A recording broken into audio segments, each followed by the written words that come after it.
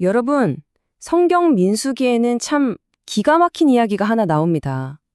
약속의 땅을 바로 코앞에 두고도 이스라엘 백성은 대체 왜 40년이라는 긴 세월을 광야에서 헤매야만 했을까요? 지금부터 그들의 불신과 반역, 그리고 그 혹독한 결과에 대한 이야기를 한번 따라가 보겠습니다. 바로 이 질문이죠. 아니, 길어야 몇 주면 끝났어야 할 여정이 어떻게 40년짜리가 될 수 있었을까요? 이 질문을 따라가다 보면요. 작은 불평 하나가 어떻게 걷잡을 수 없는 비극으로 번져가는지 그 과정을 생생하게 목격하게 될 겁니다. 자, 그럼 이야기의 시작으로 한번 가볼까요? 이 모든 문제의 시작은요, 광야 여정이 시작된 지 정말 얼마 되지 않았을 때였습니다. 백성들 마음속에서 스멀스멀 피어오르던 불만, 그게 바로 첫 신호탄이었죠. 첫 불평부터 그 대가는 정말 빠르고 또 아주 뜨거웠습니다. 괜히 그곳 이름이 다베라, 즉 불타는 곳이 된 게 아니었죠. 하지만 이건 시작에 불과했어요. 불평이 터져 나오면 곧바로 심판이 뒤따르는 이 비극적인 패턴의 서막이었을 뿐입니다. 여기서 우리는 뭐랄까 아주 끔찍하고 반복적인 패턴 하나를 발견하게 돼요. 백성들이 원망하고 하나님이 진노하시고 모세가 어떻게든 중재에 나서고 결국 심판이 내려지는 이 네 단계의 순환. 이게 앞으로 40년 동안 이스라엘을 꽁꽁 묶어버리는 빠져나올 수 없는 굴레가 되어버립니다. 아니, 불평의 내용을 자세히 들여다보면 더 기가 막힙니다. 그냥 힘들다, 배고프다 이런 수준이 아니에요. 노예로 살던 이집트에서 먹었던 생선, 오이, 심지어 마늘까지 그리워하면서 울부짖는 거죠. 이건 뭐 하나님이 지금 주신 것에 대한 감사는 아예 내다 버린 거나 마찬가지였습니다. 하나님이 그들의 요구를 들어주시긴 했어요. 엄청난 양의 메추라기를 보내주셨죠. 그런데 그 결과가 정말 끔찍했습니다. 사람들이 탐욕스럽게 고기를 먹는 바로 그 순간 큰 재앙에 덮쳤죠. 믿음 없는 탐욕의 끝이 얼마나 파괴적인지를 아주 명확하게 보여주는 사건이었습니다. 자, 그런데 이 불평은 여기서 그치지 않아요. 이제는 외부 환경에 대한 불만을 넘어서서 그 화살이 내부로, 그것도 리더인 모세의 권위를 직접 겨냥하기 시작합니다. 이번 도전은 훨씬 더 개인적이고 아픈 것이었어요. 공격의 주체가 외부인이 아니라 바로 모세의 가장 가까운 사람들, 친남매인 아론과 미리암이었으니까요. 하지만 이때 하나님께서 직접 나서서 모세를 변호하십니다. 모세는 다른 사람들과 다르다. 내가 얼굴을 마주하고 직접 말하는 특별한 종이라고 선언하시면서요. 하나님이 세우신 지도자에게 도전하는 게 얼마나 심각한 일인지 미리암에게 내려진 즉각적이고 공개적인 심판을 보면 알 수 있습니다. 그녀는 나병에 걸려 진영 밖으로 7일 동안 쫓겨나야 했고 공동체 전체는 그녀가 돌아올 때까지 꼼짝없이 기다려야 했죠.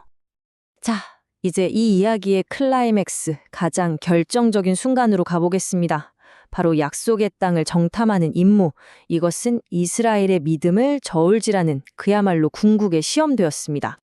각 지파에서 한 명씩 총 12명의 지도자들이 40일간의 정탐 임무를 떠납니다. 근데 여기서 흥미로운 점이 하나 있어요. 모세가 이 중대한 임무를 보내기 전에 원래 호세아였던 부하의 이름을 여호수아로 바꿔주거든요. 여호와는 구원이시다 라는 뜻의 이름처럼 그는 정말 다른 보고를 할 운명이었던 거죠. 정탐꾼들이 돌아와서 내놓은 보고는 이렇게 딱 갈렸습니다. 10대 2. 결과는 충격적일 정도로 압도적이었어요. 무려 10명의 지도자들이 절망과 두려움을 보고했고 오직 여호수아와 갈렙 단 두 사람만이 하나님의 약속을 굳게 믿었습니다. 연명의 정탐꾼들이 뭐라고 말했는지 한번 들어보세요. 그 땅 사람들은 거인 같고 성벽은 하늘에 닿을 것 같아 우리는 스스로 보기에도 메뚜기 같았다. 와, 이 말이 주는 절망감 느껴지시나요? 스스로를 메뚜기라고 생각하는 순간 이미 전쟁은 시작도 하기 전에 진 거나 다름없었죠. 이 보고를 들은 백성들의 반응은요, 그야말로 국가적인 멘붕, 바로 그 자체였습니다. 밤새도록 통곡하고 모세와 아론을 원망하고 심지어는 새로운 지도자를 뽑아서 이집트로 돌아가자고까지 합니다. 이게 바로 돌이킬 수 없는 강을 건너는 순간이었죠. 두려움이 하나님의 약속을 완전히 집어삼켜버린 겁니다.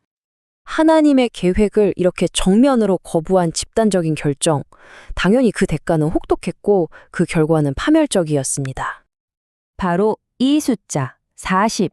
이 숫자가 모든 걸 말해주죠. 이건 그냥 시간이 아니에요. 한 세대 전체에 내려진 심판의 길이이자 불순종의 무게였습니다. 그리고 그 심판의 원칙도 아주 상징적이었어요. 그들이 불신으로 가득 차 정탐했던 40일 있죠? 그 하루하루가 고스란히 1년이 되어서 40년의 광야 방황으로 돌아온 겁니다. 하나님의 판결은 정말 단호했습니다. 불평했던 20세 이상의 성인 세대는 단 한 명도 약속의 땅에 들어가지 못한다. 오직 믿음을 지킨 여호수아와 갈렙, 그리고 그들의 자녀 세대만 들어갈 수 있다. 그리고 악평을 했던 10명의 정탐꾼은 그 자리에서 즉시 재앙으로 죽었죠. 뒤늦게 후회한 일부 사람들이 아차 싶어서 자기들끼리 한번 쳐들어가 보거든요. 근데 이건 회개가 아니라 그냥 또 다른 형태의 반역이었을 뿐입니다. 결국 하나님의 임재 없이 나아간 그들은 처참하게 패배하고 말죠. 자, 그런데요. 이 모든 실패와 심판의 잿더미 속에서 놀랍게도 하나님은 다음 세대를 위한 희망의 씨앗을 심고 계셨습니다. 이 율법들의 핵심이 뭐냐면요. 이게 약속의 땅에 들어간 후에 지켜야 할 법이라는 거예요. 지금 당장이 아니라요. 이건 정말 엄청난 희망의 메시지죠. 현 세대는 실패했지만 하나님의 약속 자체는 여전히 유효하며 그 자녀들을 통해 반드시 이루어질 거라는 강력한 증거니까요. 하나님은요, 인간의 연약함 때문에 실수로 짓는 죄랑 알면서도 대놓고 반역하는 죄를 명확하게 구분하세요. 실수로 지은 죄는 제사를 통해 용서받을 길이 있었지만 고의적인 죄는 백성 중에서 끊어진다는 무서운 형벌이 따랐습니다. 안식일에 나무를 했다고 사형당한 사람 이야기가 바로 이 고의적인 반역이 얼마나 심각하게 다뤄졌는지를 보여주는 예입니다. 그래서 이런 끔찍한 실패를 다음 세대는 반복하지 않도록 하나님이 아주 실용적인 장치를 하나 마련해 주십니다. 옷자락 네 귀퉁이에 술을 달아서 그걸 볼 때마다 하나님의 모든 명령을 기억하고 순종하도록 한 거죠. 일상 속에서 늘 말씀을 붙잡게 하는 장치였습니다. 자, 이 40년의 길고 긴 방황 이야기가 과연 그냥 오래전의 역사 기록으로만 끝나는 걸까요? 어쩌면 이 이야기는 오늘을 사는 우리에게도 똑같은 질문을 던지고 있는 건 아닐까요? 믿음과 두려움의 갈림길에서 순종과 불순종의 선택지 앞에서 우리는 지금 어디에 서 있는지 말입니다. 한 번쯤 깊이 생각해 볼 문제입니다.